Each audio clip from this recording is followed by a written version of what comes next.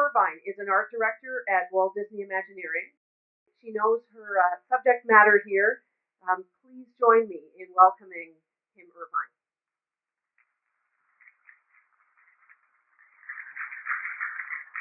Thank you. Good afternoon, everybody. I am so honored that Marty asked me to come and do this today. I started my career in the model shop in 1970, so it was a bit after Small World opened. But gratefully, I'm a kid of an Imagineer who was there at the time. And also in the 70s, of course, all of the original Imagineers were still at WED and were my mentors and shared a lot of stories with me about the making of Small World. And of course, I got to know them really well.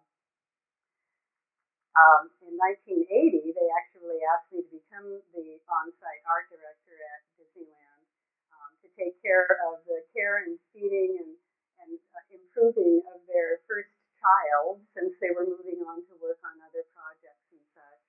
And so I've been at that job since 1980 and now have a team of about 30 designers that work in that satellite office down there taking care of Disneyland, including at the Small World. So, as Marty Sklar wrote, no world is more universally enchanting than the world of childhood. Its gaiety and laughter have flowed from the verse of poets. Composers have sung its happy song and made it dance and leap and twirl from countless musical instruments. Painters have boldly etched on canvas the color, charm, and youthful joy of life. Here, in Walt Disney's It's a Small World, these expressions blend into a single living adventure, capturing the fleeting moments of youth, where fond childhood memories are relived in dreams and kindled in hearts, imagination plays. In this small world, the imaginations of children around the world are at play on a colorful and carefree stage. If you too are among the young at heart, come with us now on a voyage o'er the winding seven seaways. A gala parade of toys is beginning around a most unusual clock, and the clock is telling us that it's time to begin our journey. Through the topiary gardens, past the towering columns of the world, silently our boat drifts with the tide into the happiest cruise that ever sailed.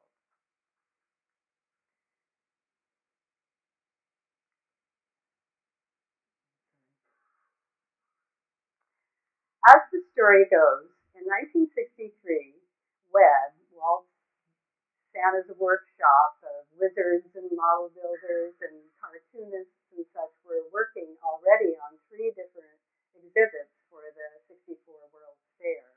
They were doing the GE exhibit, the Ford exhibit, of course, Great Moments with Mr. Lincoln. And Walt showed up and said, well, there's one more piece of property at the fair that we can have if we want it. Pepsi-Cola would like to sponsor a ride, and they'd like it to be dedicated to UNICEF. I've got an idea for a little boat ride. So away they went. He originally asked Mark Davis, one of his favorite animators that, of course, worked on all of the famous feature films. He had stolen him for WED because he really enjoyed the way that Mark was able to create vignettes of scenes that you could understand what was happening without any narration or words. And he thought that was going to be a very important element of creating these attractions that he wanted to create. Of course, you can't have narration through a whole ride. So you needed somebody that knew how to set up these scenes that, through action and their animation and poses, could do that. Walt asked Mark to work on some little sketches that illustrated what the child would see, how a child would see the world. An enchanting world that was very simple, and everyone loved one another, and colors and animals danced, and the joy of being a child. So Mark did these wonderful little sketches that captured what Walt was looking for, but he thought that there was just something missing. So he was trying to figure out what other animator could work with Mark on this, and all of a sudden, he remembered someone. Her name is Mary Blair. And Mary was a successful children's book illustrator and had a wonderful design sense that was both whimsical and kind of childlike and in color color and in drawing, but also very sophisticated and stylish. She had already been at the studio a couple of times working on several feature films, including So Dear to My Heart and Alice in Wonderland and Cinderella. She did a lot of the styling that started those films. So the pairing of of Mary and Mark began, and the decision was made that Mark would design the vignettes and the sets, and Mary would set the style, and Mark would do the close-up. Mary's color sense was unique in that she completely broke all the rules of the color wheel. I know this from working with her when I was just a kid. I thought, wow, these are the wackiest colors together, but they always seemed to work. They seemed to harmonize in a way that made them, fun and unfettered by the world in a childish way. She was faced with the challenge of making each one of these scenes different so that they represented each country individually, just visually. So she did this by using color in a way that would represent different countries and color schemes that are common to that country. So reds and golds and warm colors of Spain, greens, of course, for Ireland, the blues for Holland. And she also worked a lot in texture, using, raffia on her pictures and leaves and taking sponges and actually doing block prints to get these wonderful textures that you see in her rendering. Mary also worked in collage. If you've seen any of the exhibits we've done over at Disneyland of Mary Blair's work, you have seen that her paintings actually have tissue paper and pieces of fabric stuck in them and actual pieces of thread and thing in there. So you can't really tell when you look at a photograph of it like this, but they are collages.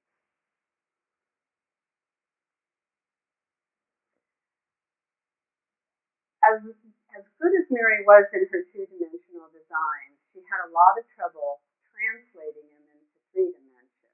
And I think that's difficult for a lot of painters when they actually have to build a model or something of their painting. It's difficult for them. So Walt brought in the third partner of the group in Rolly Crump. And Rolly Crump is the most interesting character. If you've ever had a chance to hear him speak, Walt really liked him as an animator because he was young and kind of thought out of the box, kind of a wild character. And his artwork was also very childlike, kind of bohemian in style, a little bit of, kind of whimsical, capricious type of artwork that he had a lot of fun with. Even his writing was fancy. These are some of the fun little things that he would do. You can see the childish in it, but also like Mary, it was very stylish and sophisticated at the same time. This is a gypsy cart that he came up with that he wanted to put in front of Haunted Mansion. And this is actually his rendering that was the whole beginning of the seance room in Haunted Mansion. Rolly had an idea to do what was called the Museum of the Weird, and it had all of these strange, chairs and rocks and a fishbowl with a bonefish in it and all kinds of crazy stuff.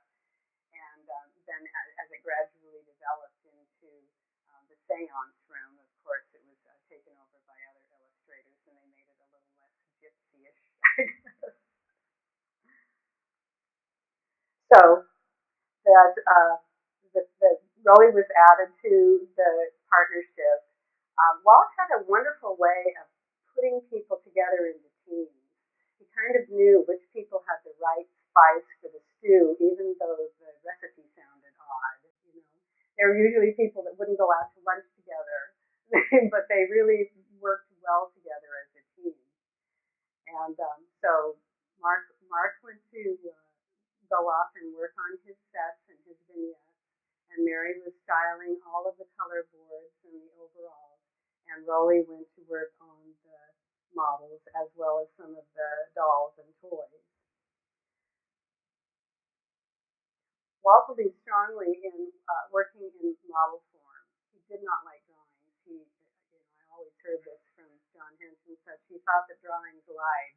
And all of our rides were done in model form, sometimes twice, sometimes in quarter scale, sometimes and then in half. But he really believed in doing models. So the model builders went to work to build these intricate models because they had to contain everything. If we weren't going to do drawings, they had to have everything in them. So the model builders would build with, board. They'd use pieces of jewelry to make little lamps. Every detail would be put in these models. And then, as Crumb tells the story, they actually would build the models, build the sets from the model. They'd ship the model to the builder that they had hired to create the set, and he would build them directly off the model. He never did any shop drawings for Small World at all. They were all done this way. And after the set, one set was completed, they put it out in the sound studio, mock it all up. They made a boat with wheels on it that was just the right elevation of the flume. And they'd have Walt come and set him in it, ride him through the set, and then he'd buy off on it right there.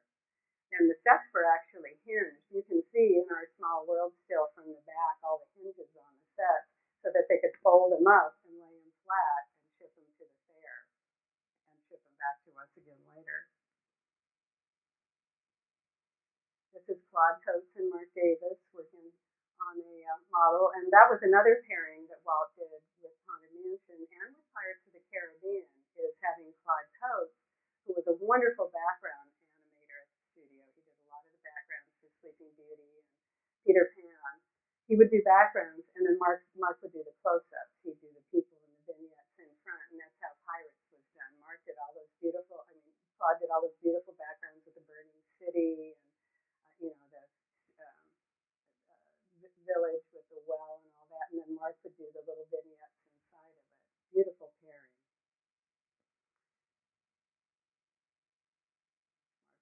You can see how intricate these little models were. Then they started work on the characters, and many of the inhabitants of the Small World were either sculpted. This is wonderful Blaine Gibson, our head sculptor, working on one of the hyenas.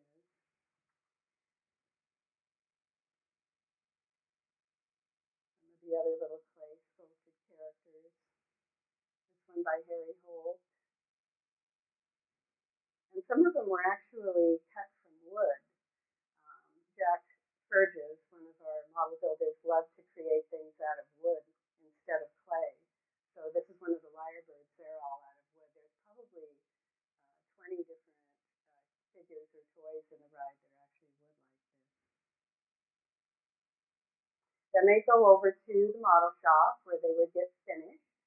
And there was a variety of different ways to finish them, whether they were done with paper mache over foam. We'd hand paint them. Each one needed to have its own little personality, so each one was done very differently. This is Joyce Carlson, who was an ink and painter, and Walt stole her to come over to WED and work in the model shop and train all the people how to paint and mix color. She was an expert at it. She was my first director, and I'll tell you, she was an eagle eye at matching color and making sure that everything was done correctly. And in the foreground, I like this picture because that's her doll that she did of Mary Blair. And Mary actually sails from a balloon over the Eiffel Tower in the attraction. And that's someone near and dear to my heart, painting a smile on a teddy bear. That's my mom. And then we had what Walt lovingly called the little rubber heads. These were the dolls that had rubber faces, plastic faces, so their lips could move and they could sing. And they were all designed by Mark Davis. And he was very, very careful to follow Mary's style, but also make sure that the proportions was very much like a child, the distance from the nose on the head and the arm lengths and stuff, so they didn't look like little midget adults. Concerned about that. So these little dolls had very specific paint schemes and the way the eyebrows were put on everything. I remember we had a little template that you had to use to make sure that everyone looked exactly alike. And then these were called the toys. So the dolls were the rubber heads, and the toys were all the ones that were they were finished in a variety of ways with feathers, pipe cleaners, fur, um, thousands of pounds of glitter, which we used to call flitter. I don't know why that was. Lots of gold leaf, and it was just so much fun. I worked on the Walt Disney World one, and to get each character and then kind of work with Mark Davis and Mary on how we wanted to finish these was just a lot of fun.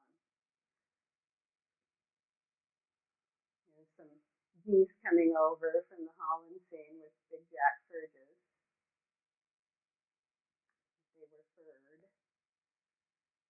And then, of course, we have like 80 animated props, which all had to go over to Mapo. This is Johnny Frankie. If any of you remember him working on the guts of the animated props that had to be really simple because they had to operate like cycle millions and millions of times. So they worked very hard on making sure that they were simple mechanisms that they were using, but very robust. And here's Rolly with a smattering of his toys in the model shop. And you can see the variety of finished on. She's got little feathers for hair, and the Irish man has orange pipe cleaners for hair. And there's a little Mary Blair doll again right in front of Rolly.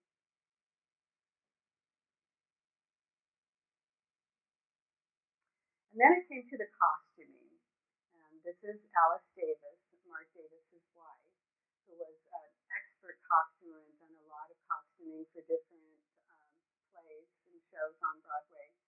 And Walt asked her if she would come and create the costumes for the Small World dolls. And this was quite a challenge because it was really, really important that every costume was authentic. We knew that people from other countries would come, and if the fabrics or the traditional costumes didn't look correct, we would hear about it. So her research that she had to do, and of course she and Mark loved to travel, so they probably didn't mind that too much.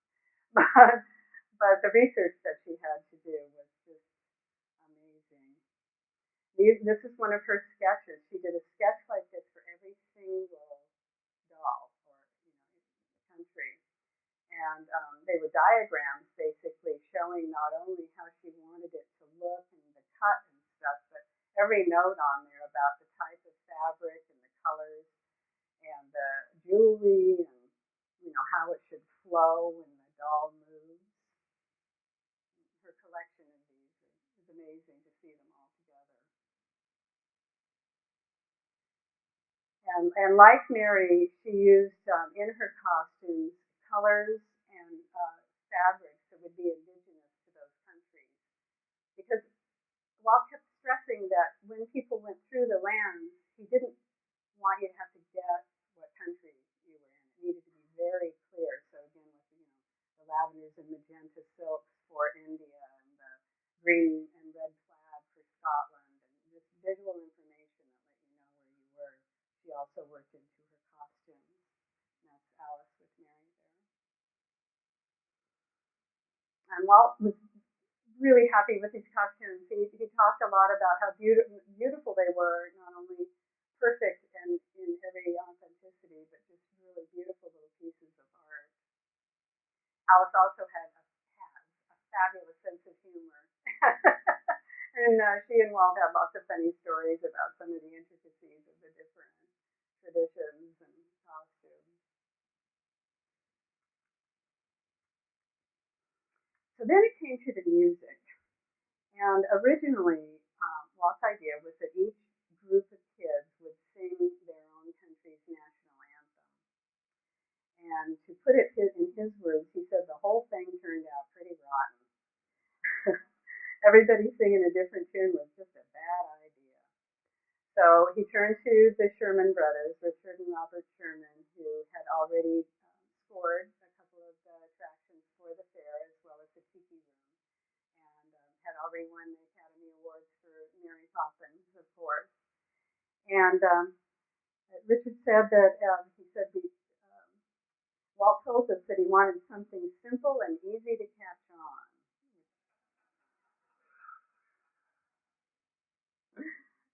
He said, we thought of a concept. We only have one world to live in, and why can't we just be together? So still today, I think the words that they there's so much that we share that it's time we're aware it's a small world after all, still ring very true today.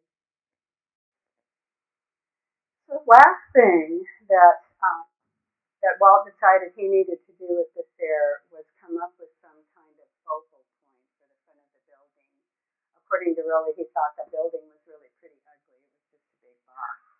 So he wanted what Walt used to refer to as a weenie. It was the thing that drew you over to it. It was the focal point that made you want to go see what is that over there. And again, the job came to Rowley Crump because, as Rowley tells the story, when he was an animator, they all used these blackwing pencils. I happen to still have some from my dad. And the unique thing about these blackwing pencils is that the eraser comes off on this neat little clip. And you can do things with this clip. And apparently Rowley went around and stole all the animators' erasers off their pencils and would take these clips and he'd make mobiles, make fancy shapes. And I mean, that was very popular back in the 50s anyways. And he'd make these big mobiles. And Walt used to come into his office and just be in awe of these things. Rowley would run around and blow on them all so they'd move and stuff. And so when they started talking about what to do in front of this building, he said, what about one of those mobiles? So that's how Rowley got started on the Tower of the Four Winds. And these twirling mobiles really impressed Walt. Now, I think that's a great picture of them with the model. And it's so fun. I just think it's so neat the way that they would work. I mean, you could see Walt would just come to the model shop and walk around and go to each person's booth, and they had all the balloons and everything hanging from the ceiling, getting probably drying paint and glitter and stuff. It was really, really loved to just get down in the model shop. It was his playground, really, to get away from the studio and go over there and have a chance to work with these wonderful creative wizards. Rowley was always very disappointed and talked a lot about the scale of the Tower of the Four Winds when the engineers got a hold of it. It kind of blew up into a pretty heavy-duty thing, but it was still very successful and one of the most talked about things of the fair. Walt with his model.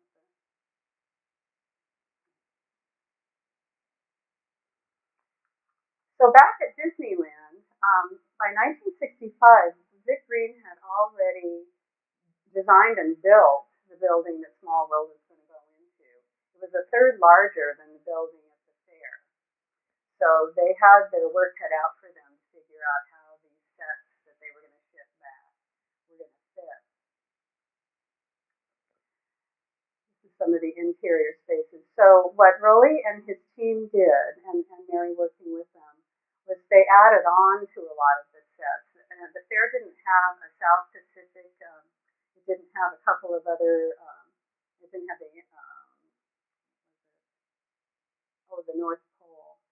And so they started adding in scenes that they were missing, as well as just trying to stretch out some of the other scenes. But they did design a lot of little interstitials to go in between. And I think this is really an interesting slide because you can tell the little Rowley Crump areas where Mary was involved because his style is so much more kind of 60s bohemian style compared to her more childish style, but they still fit together perfectly, like the line work on the king and queen there on the chessboard and the dancer on the India. But they were able to fit those all together beautifully and stretch it out. Then they needed to worry about the facade, of course. That was the 300 feet of facade that they needed to design and build. And so Mary did these little sketches, wonderful little compositions of different types of architecture throughout the world. You can see the Eiffel Tower in there and some Russian onion domes and some Moroccan minarets and such. But she put them all together in such a fun little composition with, of course, adding the flowers and the different kind of little symbols of whirly gigs on top. And then the model builders would go into, this is one of the small models that they did first, to figure out the entire 300 feet. And this is Big Jack Burgess, who worked with Rolly on all of the models, and we called him Big Jack because he was over 7 feet tall. He was like Hagrid from Harry Potter, and he had the biggest hands. They were just huge hands, and he was able to make the tiniest little models, just tiny little models. He had a lot of tweezers and tools that he would use, but it was always fascinating for me as a kid to go into his little booth and watch him build these tiny pieces with those big hands. And so then those little models were all translated into full scale on the facade. And you can see where the model builders would put little jewelry findings or pieces of a lace doily, like up here in the left-hand corner on the model. They would actually duplicate doilies and jewelry findings in large scale and put them on the facade. My personal story about this is when I was a teenager, my dear grandpa had a passion for going to the secondhand stores and buying my sister and I grab bags of junk jewelry. And we'd go through it, and then Mom would bring our discards to the model shop and dump them out on a table, and they'd use a lot of those pieces on the models to build things. And Lonnie and I were so excited when we saw the facade for the first time that some of our old earrings and necklace pieces were actually in big scale on the front of the facade.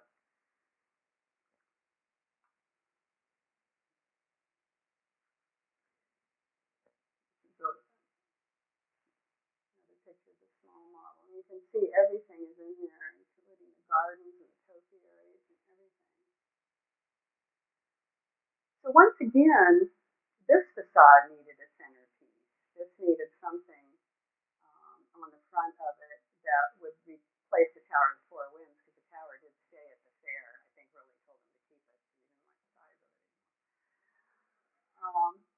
But the assignment again went to Rolly, and it was actually Walt's idea. I said, let's do something about a clock, some little clock. And apparently Mary started on something that turned out to be kind of a Ferris wheel thing. And Walt said, no, that's not it yet. So he signed Rolly to it, and Rolly came up with this fun idea of the glockenspiel style, where 24 little dolls would march out the front every 15 minutes, and then the jesters would chime the time. Rolly and Walt obviously happy with that.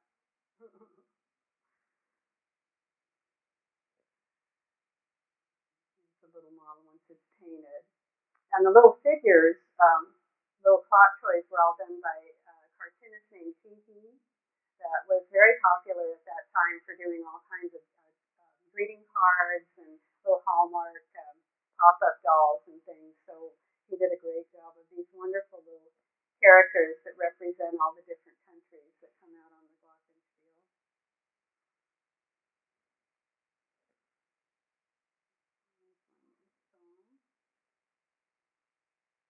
There's a little gesture that chimes the seconds there. So the gardens, the landscaping, done of course with Bill Evans and a variety of his landscapers, they decided to do what's called parterre gardens, which were very popular in the old European world, especially around palaces and castles. The landscapers would make these gardens in these fancy shapes and with different colored plants that could be seen from the windows of the palaces above when they look down on them, because they're very much a bird's eye view thing. So they did a brilliant thing by turning them on an angle so that you could actually appreciate the shapes of the parterre. And then the topiaries, Walt actually had the idea for the topiaries about 4 years earlier. I think he might have wanted to have some at the fair, but it took him so long to grow they didn't make it there. So the topiary was also an old world art of doing a scale model first and then bending soft steel into beautiful armature. The armatures are just gorgeous sculptures on their own. And then having a gardener painstakingly grow vines and bushes and trim and coax and train them to grow into these wonderful shapes. And they had a wonderful variety of about 20 different animals. we say there's nothing worse than a bad topiary. So we take it out, put a new one in when they started getting unruly, because of course plants eventually, need to be replaced. But it made for a real fun little entrance to the ride with those topiary animals. Here's Bob Sewell, who ran the model shop when I started there in the 70s, looking at one of their armatures.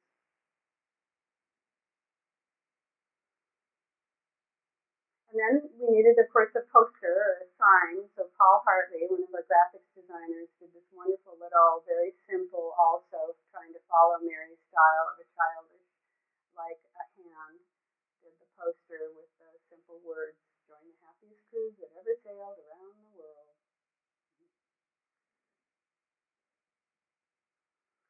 So for opening day, they decided to ask um, different celebrities and such to collect water from the 7 seas around the world. And these were the pictures that were sent to us of people doing this. I like the guy down there on the right with his little pants rolled up. And this one's very suspect. This is Jack Lindquist making some concoction, saying it's water from the Red Sea there.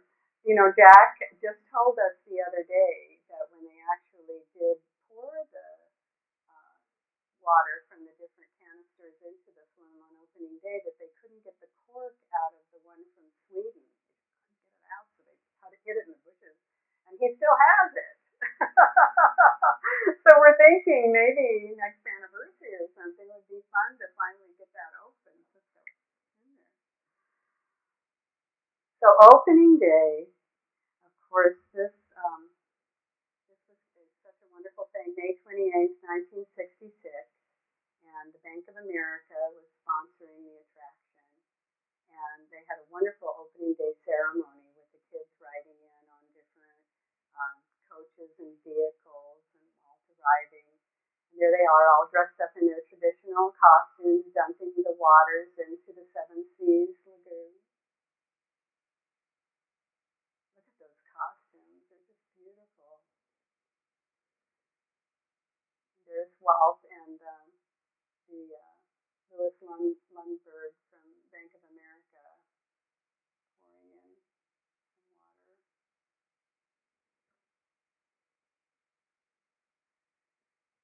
And there's Louis and Walt taking their first ride through.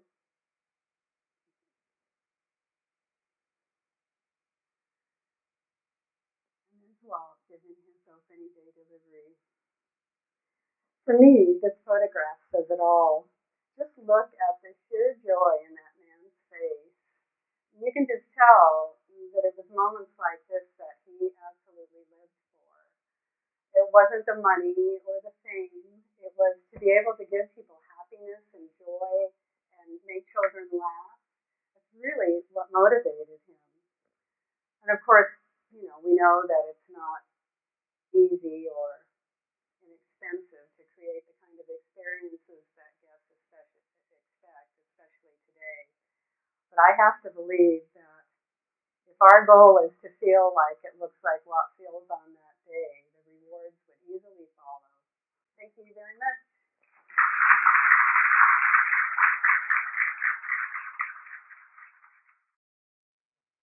Just two questions. What is it about this ride? What do you think? Why does it sort of stand the test of time? And secondly, how many countries were represented in that first year? The second one I don't know. I don't actually know. Um, I think it stands the test of time because it's, the hope of the world being a place where we have peace and everybody gets along together. It's very innocent, and I think that's something that people never get tired of hoping for and kind of celebrating. And, and when you come to Disneyland, your wish is to kind of forget all the troubles of the world and feel happy. And for sure, that song and those little kids dancing around and Mary's colors and all of it is very joyful. So I think that's why it stood the test of time. In the context of change, I'm a lighting designer, and I assume that the lighting system has changed over the years, it seems like recently it's gotten more colorful. Am I imagining that? Has it always been that colorful in the lighting, and how did that play in with the original color scheme and the costumes? And could you talk a little bit about that? Yes. The lighting inside the attraction we've upgraded a couple of times because technology has allowed us to come up with lighting fixtures that can do such a better job. And as there's a small world in every park, all 5 parks. And when they were doing the Paris park, they came up with a way of lighting instead of from the ceiling, which was originally done, and then some down below. They came up with lighting them from behind the sets with like tube lighting. I'm looking at Lisa because Lisa actually used to work with us at Disneyland and knows a lot of this lighting information.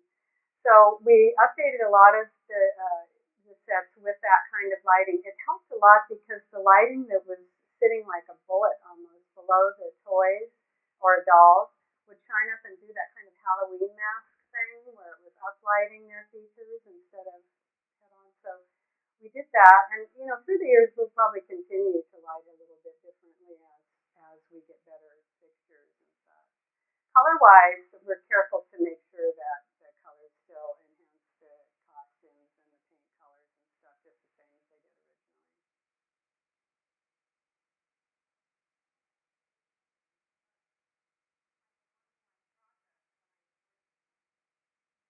One of my projects when I was working at Imagineering was to do a rehab of the lighting.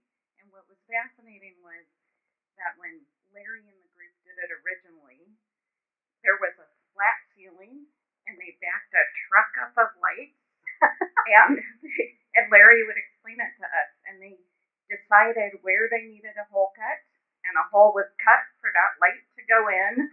And so when you went in to do a rehab, you couldn't actually see the scenery or the sets below unless you moved the fixture out of the hole, and then you could see what was below you and which scene, and then you would try to focus that light back to the right place.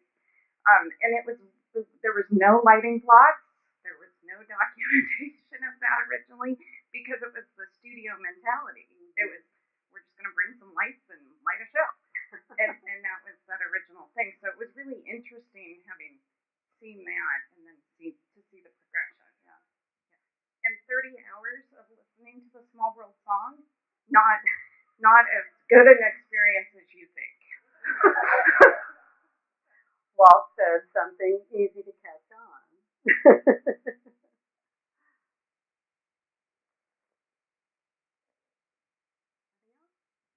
well, thank you very much.